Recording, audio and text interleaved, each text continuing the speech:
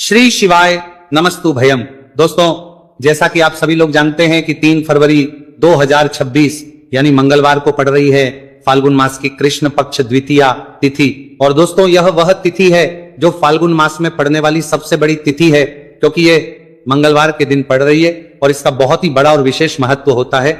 पूज्य गुरु जी ने कहा है कि अगर कभी भी मौका लग जाए और फाल्गुन महीने की द्वितीय तिथि मंगलवार को पड़ जाए तो आप लोगों को एक छुटकी काला तिल वाला उपाय तो अवश्य ही करना चाहिए।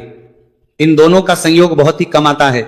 इसी के साथ में गुरु जी ने अपनी शिव पुराण कथा में बताया है कि इस दिन आपको एक छुटकी काला तिल वाला उपाय तो आपको अवश्य ही करना चाहिए, क्योंकि ऐसा दिन पूरे साल में सिर्फ एक ही बार आता है। और दोस्तों, आप सभी लोग जानते हो कि मंगलवार द्वितीया तिथि का अगर सबसे बड़ा कोई उपाय है तो वह एक छुटकी काला तिल वाला उपाय है।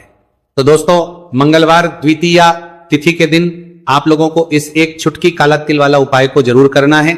बहुत सारे लोग होंगे जिन लोगों ने इस उपाय को ना किया हो, मतलब पूरा साल निकल गया, उन्होंने किसी भी दिन इस छुटकी काला तिल वाला उपाय को ना किया हो। पर दोस्तों, आपके पास एक आखिरी मौका बचा हुआ है, जो कि 3 फरवरी मंगलवार द्वितीया तिथि के दिन है। इस दिन आप लोगों को इस वाले उपाय को जरूर कर लेना है। भले ही आपने पूरे महीने भर इस उपाय को ना किया हो, पर अगर आपने इस महीने के मंगलवार द्वितीया तिथि के दिन अगर इस वाले उपाय को कर लिया तो आपको इस उपाय को करने का वह फल मिलेगा जिसकी आपने कभी कल्पना भी नहीं करी होगी। इसीलिए आप लोग इस वाले उपाय को एक बार जरूर कर लेना है, ताकि आप लोगों के हाथ से यह मौका ना जा सके और आपको इस उपाय को करने का फल मिल सके। दोस्तों, ये उपाय पंडित जी ने अपनी अभी की ही श्री शिव महापुराण की कथा में बताया है। उपाय को आज हम आपको बहुत अच्छे से समझाने वाले हैं। इस वीडियो को देखने के बाद इस उपाय को समझने के लिए आपको कोई और वीडियो को देखने की जरूरत नहीं पड़ेगी। तो चलिए दोस्तों, उपाय को शुरू करते हैं। देखिए, यह इस फाल्गुन महीने के मंगलवार द्वितीया तिथि के दिन यह इतना खास होता है, इतना महत्वपूर्ण होता है। देखा गया है कभी कभी बड़े बड़े पूजा पाठ अनुष्ठान से जो मनोकामना पूर्ण नहीं होते, वह फाल्गुन महीने की मंगलवार द्वितीया तिथि के दिन एक छोटे से उपाय करने से ही आपकी मनोकामना पूर्ण हो है। और बहुत सारे लोगों ने इस उपाय को किया भी है और उनको इस उपाय को करने का फल भी जरूर मिला है। अगर आप लोग भी इस उपाय को करना चाहते हैं तो आप इस उपाय को पहले अच्छे से समझ लेना, सुन लेना, उसके बाद करना। आपको इस उपाय का फल जरूर मिलेगा। और इस उपाय को कर लेने से आपके घर में चाहे किसी भी प्रकार की दुहक और समस्या क्यों ना चल रही हो, आपको उसका कारण भी नहीं पता है कि भाई ये समस्या किस कारण से चल रही, उसका कुछ भी कारण हो सकता है, जैसे पितृदोष हो सकता है या किसी भी तरह का मंगल दोष भी हो सकता है। तो इस दिन आप लोगों को ये वाला उपाय कर लेना है। ये एक ऐसा उपाय है जिस उपाय को अगर किसी विशेष दिन पर किया जाए तो भाई उस विशेष दिन का जो है वह तो हमें मिलता ही मिलता है। पर हमने उस दिन पर इस उपाय को किया है तो हमें उससे भी बड़ा फल मिलता है, और फल बहुत जल्दी मिलता है, क्योंकि आप इस उपाय को बहुत ही बड़े और विशेष दिन पर रहे हो। तो चलिए अब उपाय के बारे में बात करते हैं। लेकिन उससे पहले आप लोगों को यह जानना आवश्यक है कि आखिर ये उपाय किस समय करना है, किसको करना है और कैसे करना है। तो चलिए हम आगे आपको वीडियो में एक एक करके बता देते हैं। लेकिन उससे पहले अगर आप लोग हमारे चैनल पर पहली बार आए हैं या फिर मेरी आवाज आज पहली बार सुन रहे हैं तो हमारे चैनल को सब्सक्राइब जरूर कर लेना और इस वीडियो को लाइक करके कमेंट बॉक्स में श्री शिवाय नमस्तु भयम ओम नमः शिवाय जरूर टाइप कर देना। तो दोस्तों, इस एक छुटकी काला तिल वाला उपाय को हमें इस मंगलवार द्वितीया तिथि के दिन कैसे करना है, किसको करना है, किस समय करना है और कहां पर करना है, ये सारे सवालों के जवाब आपको इस वीडियो में मिल जाएंगे। और जो ये वीडियो देखेगा भाई, उसको एक छुटकी काला तिल वाला उपाय जरूर करना चाहिए, क्योंकि इस दिन काला तिल का भी बहुत ही बड़ा और विशेष महत्व होता है। और बात आ जाए एक छुटकी काला तिल वाला उपाय की, तो ये सोने पे सुहागा वाली बात हो जाती है और ये एक बहुत ही बड़ा उपाय हो जाता है इस मंगलवार द्वितीया तिथि का। तो अब दोस्तों, इस एक छुटकी काला तिल वाला उपाय को आखिर करना किसको है, सबसे पहले हम लोग वो बात जान लेते हैं। तो देखो, घर की जो बड़ी माताएं बहनें होती हैं, उन माताओं बहनों में से कोई भी एक बड़ी माता बहन इस वाले उपाय को कर सकती है। और दोस्तों, अगर आप तो अपने घर में से सभी सदस्यों को भी इस उपाय को करवा सकते हैं। अगर किसी व्यक्ति की खुद की कोई मनोकामना है, खुद की कोई दुख और परेशानी है जो कि वो अपने लिए ही करना चाहता है इस वाले उपाय को, तो वो खुद अपने लिए भी कर सकता है। बाकी अगर कोई घर में से ऐसा है जो कि अपने पूरे घर परिवार की सुख और शांति के लिए ये वाला उपाय करना चाहता है, तो भाई वो भी कर सकता है, उसमें भी कोई दिक्कत वाली बात नहीं है। कहने का मतलब है कि इस उपाय को हर एक सदस्य भी कर सकता है और पूरे घर परिवार के सदस्य के लिए घर की बड़ी माताओं बहनों में से कोई एक माता बहन भी कर सकती है।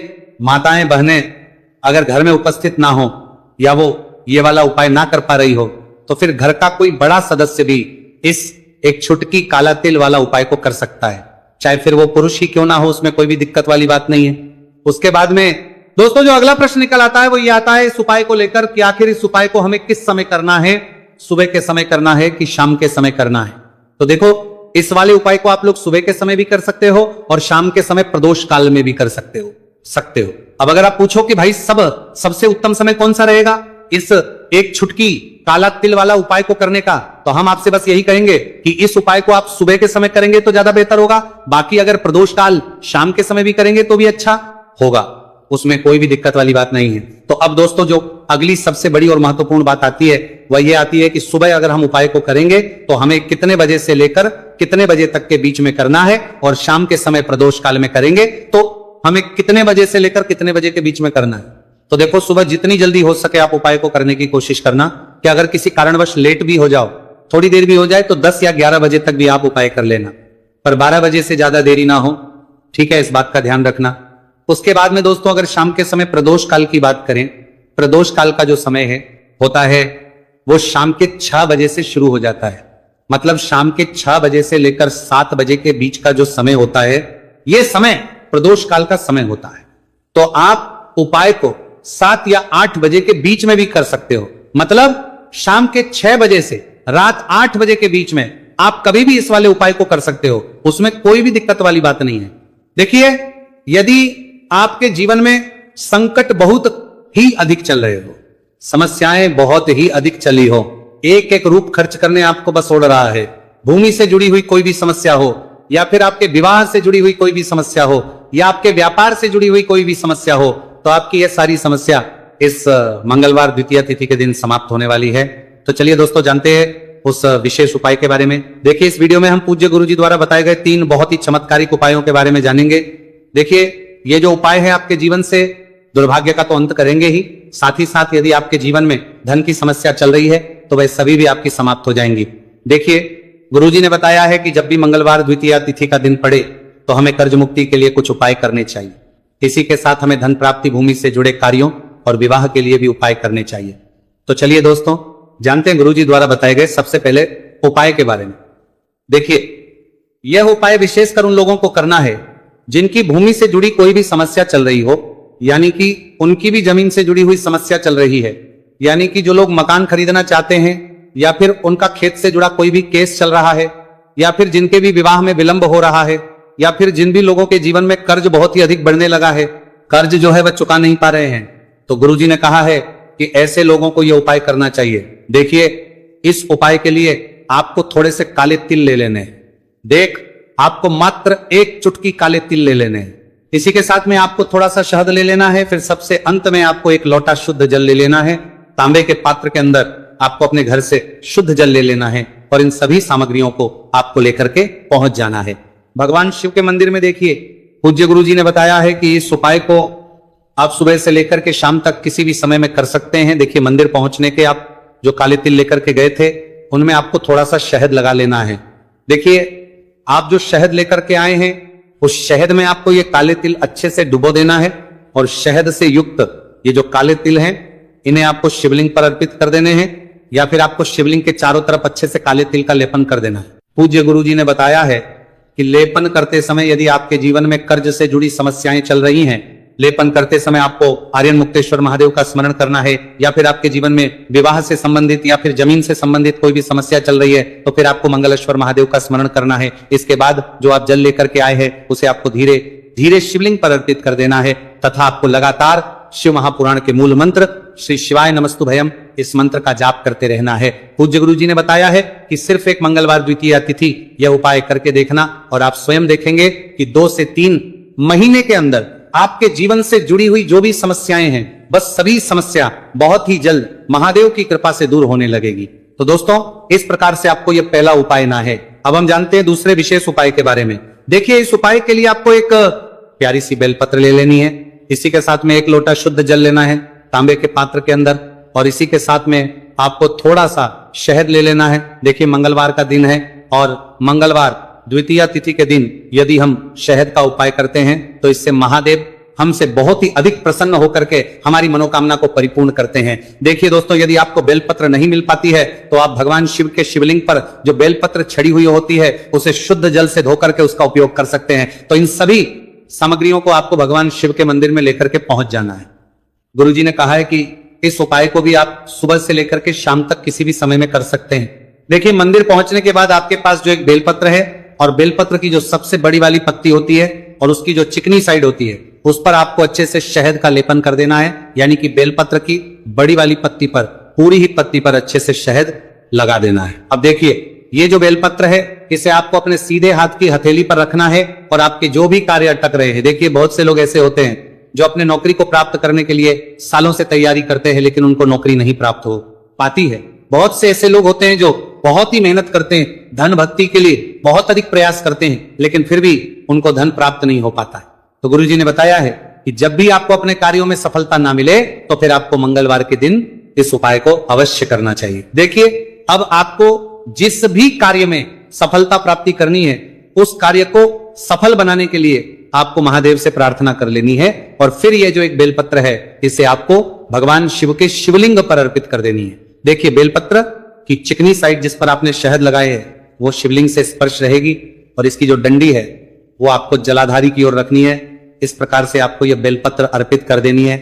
अब देखिए, आप जो एक लोटा जल लेकर के आए हैं उसे आपको भगवान शिव के शिवलिंग पर धीरे धीरे अर्पित कर देना है। श्री शिवाय नमस्तु भयम, इस मंत्र का जाप करते हुए देखिए, जैसे ही यह जल शिवलिंग से होकर के जलाधारी की ओर बह करके आएगा तो इसे आपको थोड़ा सा अपने सीधे हाथ की हथेली में झेल लेना है। इस जल को आपको अपनी दोनों आंखों पर लगा लेना है और इस जल का थोड़ा सा छिड़काव आपको अपने शरीर पर कर लेना है।